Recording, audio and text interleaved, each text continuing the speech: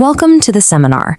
Today, we address the sharp ethical friction at the intersection of contemporary social justice and traditional depth psychology.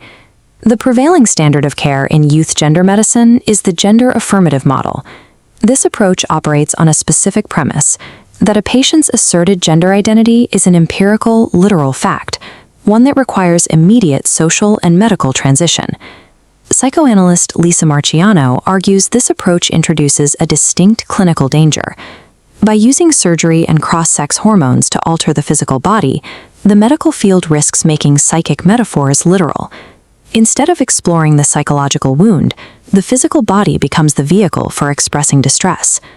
Carl Jung established a foundational axiom of psychoanalysis: the unconscious is never silent. When individuals suffer from unaddressed trauma, the psyche clothes that distress in the culturally sanctioned symptoms of its specific era. In the late 19th century, neurologist Jean-Martin Charcot popularized hysteria at the Salpêtrière Hospital in Paris. His public demonstrations showed how medical authority can shape and spread psychological contagions among vulnerable patients. The current surge in gender dysphoria mirrors this historical pattern of medical shaping. When clinicians take symbolic, somatized symptoms at literal face value, they risk reinforcing a cultural contagion, rather than treating the underlying psychic distress.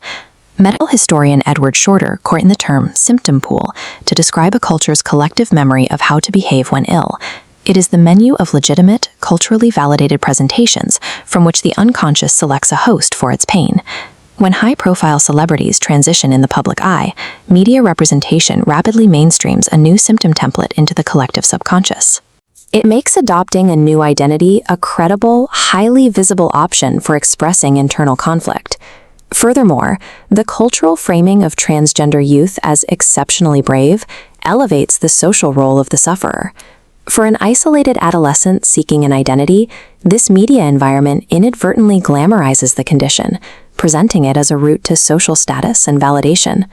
Historically, childhood-onset gender dysphoria was an exceedingly rare condition, predominantly affecting natal males. In the last decade, clinics worldwide have documented an exponential epidemiological spike in adolescent females, self-diagnosing as transgender, often with absolutely no prior childhood history of gender nonconformity. Acute gender dysphoria is a documented, painful reality for a subset of the population. However, the current demographic surge behaves precisely as a sociogenic symptom pool adaptation. This distinct shift demands rigorous psychological inquiry, rather than reflexive medicalization. To ground this debate in clinical reality, consider a patient we'll call Maya. She presented with rapid onset gender dysphoria, or ROGD. This describes adolescents, typically female, suddenly declaring a transgender identity after prolonged internet immersion. Maya's foundational childhood trauma occurred at age 9. Her aunt, who had served as her secure emotional base since infancy, suddenly passed away. Maya's parents strictly forbade her from attending the funeral and instructed her to simply move on. This strict prohibition created what clinicians call disarticulated grief. It is the overwhelming, unformulated emotional pain resulting from severe attachment ruptures, with no safe environment to process it. Completely lacking an analytic container, a safe relational space to process emotion, Maya's psyche found a physical host. She first displaced this unmourned grief onto her body through the manifestation of severe bulimia. As she entered puberty, this physical displacement evolved.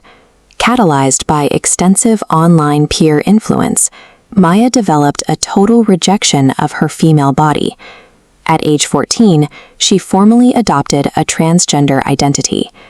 In this clinical view, Maya's identification functioned as a repository for the grief she was forbidden to speak.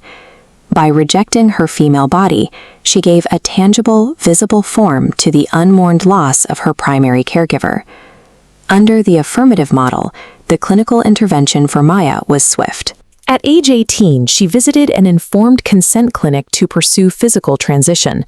After a single 30-minute consultation with a physician's assistant, Maya was prescribed irreversible cross-sex hormones, specifically testosterone. This fast-tracked medicalization actively bypassed critical mental health assessments.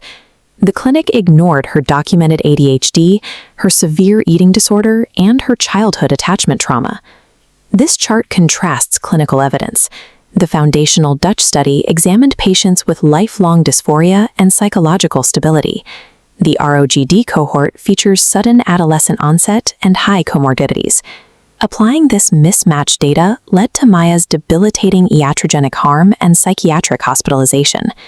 The affirmative model's mandate to do something immediately to fix targeted symptoms often results in irreversible physical damage. By focusing strictly on the surface, it actively masks the patient's underlying psychological crisis.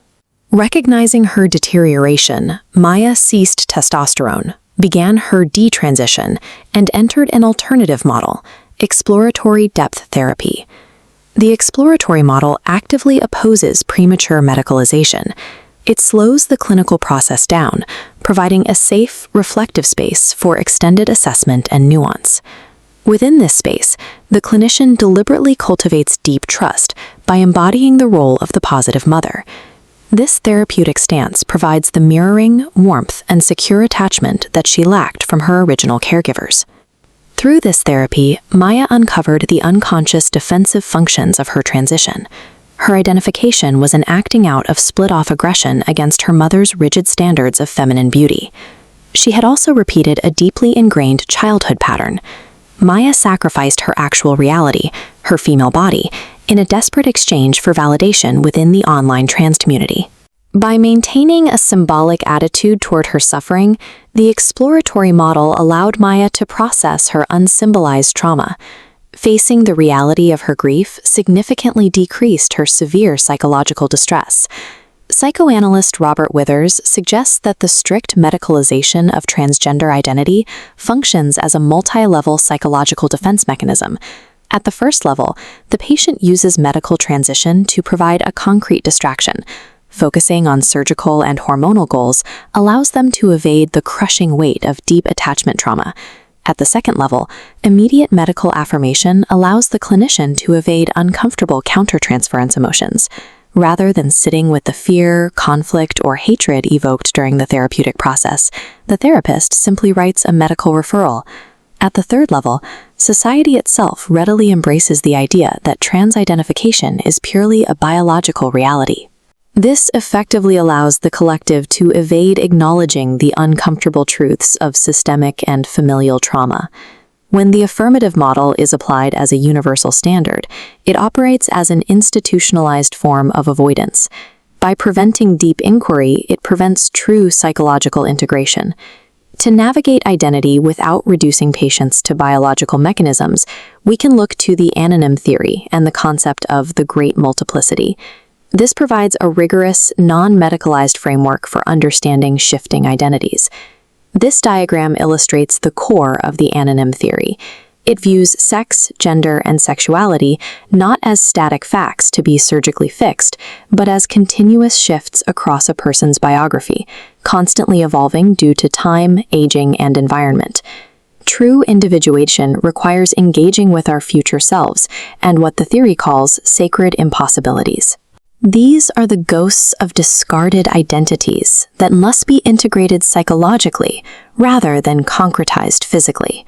This brings us to a final challenge for clinical practice. True social justice does not mean reflexively affirming a patient's self-diagnosis simply to avoid friction. It requires the courage to sit with them in the dark, to investigate the root of their pain.